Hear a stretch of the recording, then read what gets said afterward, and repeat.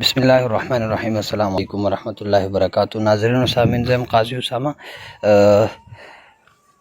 مفتی صاحب باره کې بعضې ملګري وایي چې دا یو سازش تحت شهید شوی ده، بلکې دا خبره هیڅ حقیقت نه لري، فقط دا په دروغو باندې مبني ده.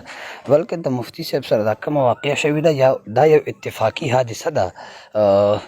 دا د ردمخیل کوهاټ هایوې دا د حادثاتو مرکز دی. په دې باندې روزانه یو نه یو حادثه کیږي دغه شان، نو دې ته بل رخ ورکول دا یو نامناسب خبره ده. او د مفتی صاحب د مقابل کم گاډی دی، بعضې اکثر ملګري دا تپوس کوي چې هغه څه شو، بیا هغه کې کم کسان و هغه ژوندي دي مړه دي، نو د هغې تحقیق دا دی چې مفتی صاحب د مقابل صرف گاډی دی. د ویډیو کې تاسو کتلی شئ، دا د یو میجر گاډی دی، نو د هغه میجر نوم عطا ولد سلمان دی. نو دا خبره او دا ویډیو چې کوم ده دا په حقیقت باندې مبني ده.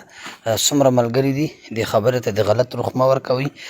څومره تاسو نه کېږي دا ویډیو مخ ته شیر کړئ چې ټولو ملګرو ته د دې حقایق واضحه شي، او دروغو نه هر یو مؤمن مسلمان ځان وساتي.